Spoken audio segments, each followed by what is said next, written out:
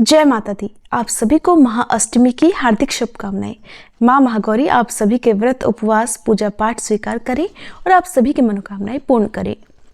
आज सुनिए माँ महागौरी की संपूर्ण व्रत कथा। जानेंगे पूजन मंत्र, श्री दुर्गा चालीसा पाठ और सबसे अंत में की जाने वाली आरती और क्षमा याचना के बारे में। नवरात्रि की अष्टमी तिथि माँ भगवती के माँ महागौरी रूप को समर्पित होती है। इस दिन विधि विधान से सुबह के समय माँ महागौरी की पूजा की जाती है और जिन भक्तों के यहाँ आज के दिन कन्या पूजन होता हो उनके यहाँ सुबह विधि विधान से पूजा अर्चना करके हवन करके फिर कन्या पूजन किया जाता है। और जिन भी भक्तों के यहाँ नवमी तिथि को कन्या पूजन किया जाता है वहाँ पर अष्टमी तिथि के दिन भी सारा दिन और सारी रात उपवास रखा जाता है। ये बात तो आप सभी जानते होंगे कि देवी पार्वती एक बार भगवान शिव से नाराज हो गई थी, क्योंकि भगवान शिव ने हास परिहास में उन्हें काली कलुटी कह दिया था।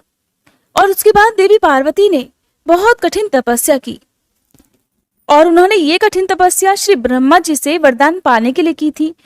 तब जाकर ब्रह्मा जी से मिले वरदान के बाद उनका जो वर्ण था वो अत्यंत गौर हो गया, जिसके बाद से वो महागौरी के नाम से विख्यात हुई। आप देवी पार्वती की जो माँ महागौरी के रूप की कथा सुनते हैं, आपने बहुत बार सुनी होगी, लेकिन वो सारी कथाएं बहुत ही संक्षेप में होती हैं और जो विस्तार पूर्वक कथा है वो आपको केवल शिव महापुराण कथा में सुनने को मिलेगी, जिसमें से विस्तार पूर्वक कथा आज मैं आपको सुनाने वाली हूँ। कृपया आप आज की इस कथा को जरूर सुनिएगा। इसके बाद आप मुझे कमेंट करके बताइएगा कि ये वीडियो आपको कैसी लगी।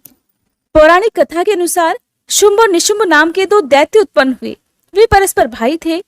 उनके तपोबल से प्रभावित होकर परमेष्ठी ब्रह्मा जी ने उन दोनों भाइयों को ये वरदान दिया था कि इस जगत के किसी भी पुरुष से तुम मारे नहीं जा सकोगे। तब उन दोनों ने श्री ब्रह्मा जी से प्रार्थना की कि पार्वती जी के अंश से उत्पन्न जो अयोनिजा कन्या उत्पन्न हो, जिसे पुरुष का स्पर्श और रति नहीं प्राप्त हुई हो और जो अलंघ्य पराक्रम से संपन्न हो, उसके प्रति काम भाव से पीड़ित होने पर हम युद्ध में उसी के हाथों मारे जाएं। और उनकी इस प्रार्थना पर श्री ब्रह्मा जी ने तथास्तु कहकर उन्हें वे वरदान दे दिया। तभी से युद्ध में देवराज इंद्र आदि देवताओं को जीतकर उन दोनों दैत्यों ने जगत को अनीति पूर्वक वेदों के स्वाध्याय से रहित कर दिया। तब ब्रह्मा जी ने उन दोनों के वध के लिए एक बार भगवान शिव से प्रार्थना की।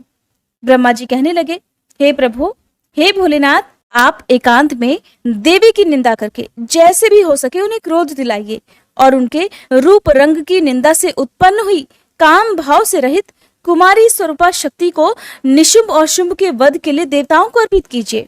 श्री ब्रह्मा जी के इस प्रकार प्रार्थना करने पर भगवान शिव ने एकांत में ले जाकर देवी पार्वती की निंदा सी करते हुए मुस्कुराकर कहा कि देवी, तुम तो काली हो। तब सुंदर वर्ण वाली देवी पार्वती अपने श्याम वर्ण के कारण ये आक्षेप सुनकर बड़ी क्रोधित हो गई और भोलेनाथ से मुस्कुराकर समाधान रहित वाणी में बोली कि प्रभु, अगर मेरे इस काले रंग पर आपका बिल्कुल भी प्रेम नहीं है तो इतने लंबे समय से आप अपनी शिक्षा का दमन क्यों करते रहे? कोई स्त्री कितनी ही सर्वांग सुंदरी क्यों ना हो, अगर पति का उसके प्रति प्रेम ना हुआ तो अन्य समस्त गुणों के साथ उसका तो जन्म लेना ही व्यर्थ हो जाता है। और आपने मेरे जिस रूप रंग की निंदा की है, जिस रूप रंग की इस एकांत में निंदा की है, अब मैं उस वर्ण को त्याग कर दूसरा वर्ण ग्रहण करूंगी या फिर मैं स्वयं ही मिट जाऊंगी। ऐसा कहकर देवी पार्वती शैया से उठकर खड़ी हो गई और तपस्या के लिए दृढ़ निश्चय करके गदगद कंठ से जाने की आज्ञा मांगने लगी। इस प्रकार प्रेम भंग होने से भयभीत होकर भोलेनाथ स्वयं भगवानी को प्रणाम करते हुए बोले कि हे प्रिय, मैंने तो हास परिहास में आपसे ये बात कह दी थी। मेरे इस अभिप्राय को ना जानकर तुम कुपित क्यों हो गई हो? अगर आपका मुझ पर प्रेम नहीं होगा तो बताओ मेरा किस पर हो सकता है? तुम इस जगत की माता हो और मैं पिता हूँ, मैं अधिपति भी हूँ, फिर तुम पर मेरा प्रेम ना होना भला कैसे संभव हो सकता है? हम दोनों का वह प्रेम भी क्या कामदेव की प्रेरणा से हुआ है? बिल्कुल नहीं, क्योंकि कामदेव की उत्पत्ति से पहले ही जगत की उत्पत्ति हुई है और कामदेव की सृष्टि तो मैंने साधारण लोगों की रति करने के लिए की है। कामदेव मुझे साधारण देवता के समान मानकर मेरा कुछ कुछ तिरस्कार करने लगा था, इसलिए मैंने उसे भस्म कर दिया और हम दोनों का ये लीला विहार भी जगत की रक्षा करने के लिए ही है। अतः उसी के लिए आज मैंने तुम्हारे प्रति ये परिहास पूर्वक बातें कह दी और मेरे इस कथन की सत्यता कि मैंने तुम्हें काली कलुटी क्यों कहा, जल्दी ही तुम्हें पता चल जाएगी। तब देवी कहने लगी, हे भगवान, पति के प्यार से वंचित होने पर जो नारी अपने प्राणों का भी परित्याग नहीं कर देती, वह कुलांगना और शुभ लक्षणा होने पर भी सत्पुरुषों द्वारा निंदित ही समझी जाती है। मेरा शरीर गौरवर्ण का नहीं, इस बात को लेकर आपको बड़ा दुख होता है।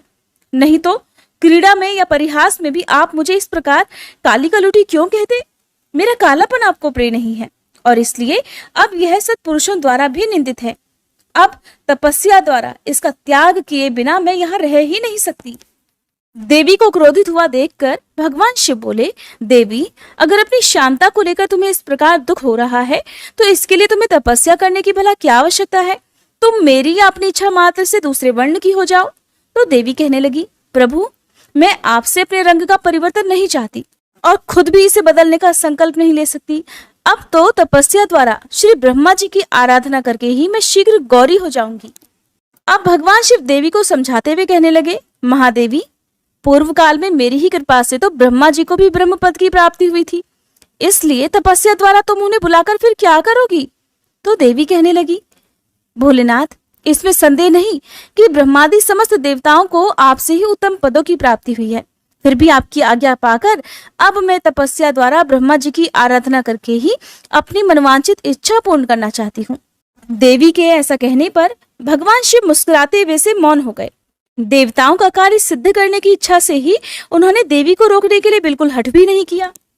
फिर पतिव्रता देवी पार्वती पति भगवान शिव की परिक्रमा करके उनके वियोग से होने वाले दुख को किसी तरह रोककर हिमालय पर्वत पर चली गईं। उन्होंने पहले सखियों के साथ जिस स्थान पर कठिन तपस्या की थी, उस स्थान से उनका विशेष प्रेम हो गया था, इसलिए इस बार भी उन्होंने उसी स्थान को तपस्या के लिए चुना। अब देवी कठिन तपस्या में लीन रहने लगी। इस तरह तपस्या करते करते जब बहुत समय बीत गया, तब एक दिन बहुत बड़ा व्याघ्र वहां उनके आसपास देखा गया।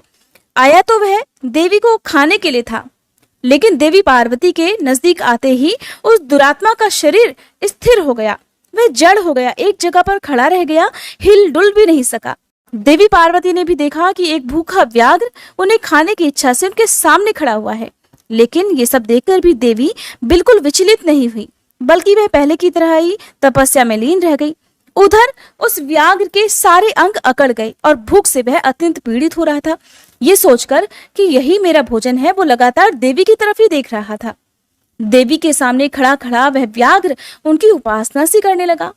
इधर देवी के मन में सदा यही भाव आता कि ये व्याघ्र तो मेरा उपासक है और हो न हो यहाँ के दुष्ट वन जंतुओं से रक्षा करने के लिए यहाँ पर आया है। ये सोचकर वे उस पर कृपा करने लगी। उन्हीं की कृपा से उस व्याघ्र के तीनों प्रकार के मल तत्काल नष्ट हो गए। फिर तो उस व्याघ्र को सहसा देवी के स्वरूप का बोध हुआ। उसकी भूख मिट गई और उसके अंगों की जड़ता भी दूर हो गई, साथ ही उसकी जन्मसिद्ध दुष्टता भी नष्ट हो गई और उसे निरंतर तृप्ति बने रहने लगी। अब वह देवी के आसपास आने वाले दुष्ट वन जंतुओं को खदेड़ता हुआ उस तपोवन में विचरने लगा। इधर तपस्या में लीन देवी की तपस्या बढ़ी और तीव्र से तीव्रतर होती गई। उनकी इस कठिन तपस्या से प्रसन्न होकर श्री ब्रह्मा जी वहां पधारे। देवी ने उनके योग्य अर्घ देकर उनका स्वागत सत्कार किया। बदले में उनका भी सत्कार और अभिनंदन करके ब्रह्मा जी अनजान की तरह देवी की तपस्या करने का कारण पूछने लगे, बल्कि स्वयं श्री ब्रह्मा जी ने ही तो भोलेनाथ को ऐसा करने के लिए कहा था। जब अनजान की तरह श्री ब्रह्मा जी पूछने लगे तो देवी कहने लगी, हे ब्रह्मा जी, मेरे शरीर में जो ये कालापन है, इसे सात्विक विधि से त्याग कर मैं गौर वर्णा होना चाहती हूँ। तब ब्रह्मा जी बोले, देवी, बस इतने ही प्रयोजन के लिए आपने इतनी कठिन तपस्या की, ऐसा क्यों किया? क्या इसके लिए आपकी इच्छा मात्र ही पर्याप्त नहीं थी, या फिर आपकी यही एक कोई लीला है? अगर आपकी ये भी कोई लीला है तो आप इसके द्वारा मेरे एक अभीष्ट फल की भी सिद्धि कर दीजिए। देवी, निशुंभ और शुंभ नामक दो दैत्य हैं, उन्हें मैंने वरदान दे रखा है। इससे उनका घमंड बहुत बढ़ गया है और वे देवताओं को सता रहे हैं। उन दोनों को आपके ही हाथ से मारे जाने का वरदान प्राप्त हुआ है, इसलिए अब देर करने से कोई लाभ नहीं। अब आप क्षण भर के लिए सुस्थिर हो जाइए। आपके द्वारा जो शक्ति रची या छोड़ी जाएगी, वही उन दोनों के लिए मृत्यु हो जाएगी। ब्रह्मा जी के इस प्रकार प्रार्थना करने पर गिरिराज कुमारी देवी पार्वती सहसा अपनी काली त्वचा के आवरण को उतारकर गौरवर्णा हो गई। काली त्वचा में आवरण रूप से त्यागी गई जो उनकी शक्ति थी, उसका नाम कौशिकी हुआ और वह काले मेघ के समान कांति वाली कृष्ण वर्णा कन्या हो गई।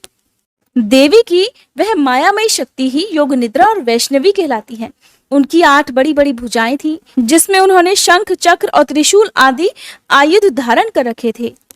फिर देवी ने अपनी इस सनातन शक्ति को श्री ब्रह्मा जी के हाथ में दे दिया और वही देवी शुंभ और निशुंभ का वध करने वाली हुई।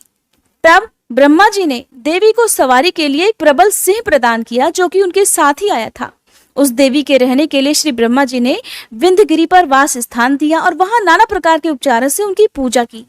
फिर देवी ने श्री ब्रह्मा जी से उस व्याघ्र के लिए भी प्रार्थना की और कहा कि हे ब्रह्मा जी, यह व्याघ्र अब मेरी शरण में आ गया है, इसलिए अब मैं इसका त्याग नहीं कर सकती, इसलिए अब इस व्याघ्र को भी मेरे साथ रहने की ही आज्ञा प्रदान करें।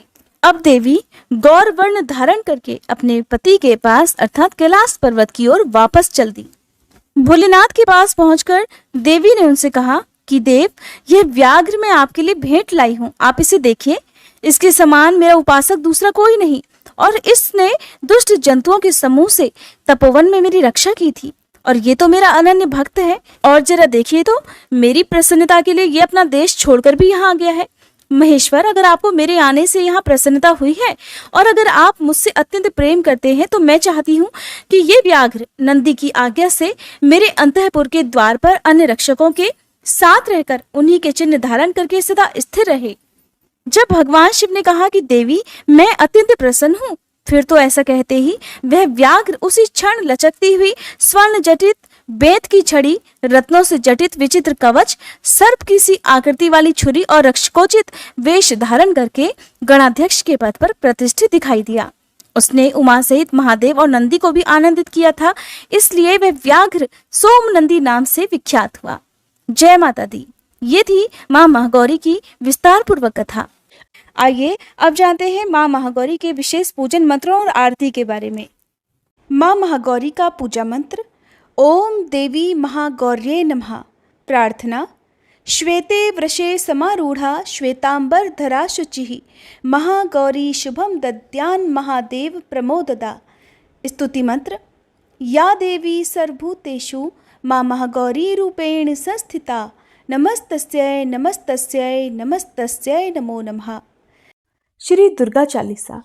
नमो नमो दुर्गे सुख करनी, नमो नमो अम्बे दुख हरनी, निरंकार है ज्योति तुम्हारी, तिहु लोक फैली उजियारी। शशि ललाट मुख महाविशाला, नेत्र लाल भ्रकुटी विकराला, रूप मातु को अधिक सुहावे, दर्श करत जन अति सुख पावे। तुम संसार शक्ति लय कीना, पालन हेतु अन्न धन दीना। अन्नपूर्णा हुई जगपाला, तुम ही आदि सुंदरी बाला। प्रलय काल सब नाशनहारी, तुम गौरी शिव शंकर प्यारी। शिव योगी तुम्हारे गुण गावे, ब्रह्मा विष्णु तुम्हें नित ध्यावे। रूप सरस्वती को तुम धारा, दे सुबुद्धि ऋषि मुनिन उबारा। धर्यो रूप नरसिंह को अम्बा, प्रगट भई फाड़ कर खम्बा। रक्षा करी प्रहलाद बचायो, हिरणाकुश को स्वर्ग पठायो। लक्ष्मी रूप धरो जग माही, श्री नारायण अंग समाही। क्षीर सिंधु में करत विलासा, दया सिंधु दीजे मन आसा। हिंगलाज में तुम ही भवानी, महिमा अमित न जात बखानी। मातंगी अरुधुमावती माता, भुवनेश्वरी बगला सुखदाता। श्री भैरव तारा जगतारिणी, छिन्न भाल भव दुख निवारिणी। के हरिवाहन सोह भवानी, लांगुर वीर चलत अगवानी। कर में खप्पर खड्ग विराजे, जाको देख काल डर भाजे। सोहे अस्त्र और त्रिशूला, जाते उठत शत्रु ही शूला। नगर कोटि में तुम ही विराजत, तिहु लोक में डंका बाजत। शुंभ निशुंभ दानव तुम मारे, रक्त बीज शंखन संहारे। महिषासुर नृप अति अभिमानी, जहि अघभार मही अकुलानी। रूप कराल कालिका धारा, सेन सहित तुम तिहि संहारा। परिगाढ़ संतन पर जब जब भई सहाय मातु तुम तब तब। अमरपुरी अरुबा सब लोका तब महिमा सब रहे अशोका। ज्वाला में है ज्योति तुम्हारी तुम्हें सदा पूजे नर नारी। प्रेम भक्ति से जो जस गावे दुख दारिद्र निकट नहीं आवे। ध्यावे तुम्हें जो नर मन लाई जन्म मरण ताको छुट जाई। जोगी सुर मुनि कहत पुकारी योग न हो बिन शक्ति तुम्हारी। शंकर आज रज तप कीनो काम अरु क्रोध जीत सब लीनो। निश दिन ध्यान धरो शंकर को काहू काल नहीं सुमिरो तुमको। शक्ति रूप को मरम न पायो शक्ति गई तब मन पछतायो। शरणागत हुई कीर्ति बखानी जय जय जय जगदम्ब भवानी। भई प्रसन्न आदि जगदम्बा दई शक्ति नहीं कीन विलंबा। मोको मातु कष्ट अति घेरो तुम बिन कौन हरे दुख मेरो। आशा तृष्णा निपट सतावे मोह मदादिक सब विनशावे। शत्रुनाश की जय महारानी सुमिरो इक चित तुम्हें भवानी। करो कृपा है मातु दयाला रिद्धि सिद्धि दे करहु निहाला। जब लग जीऊँ दया फल पाऊँ तुमरो यश मैं सदा सुनाऊँ।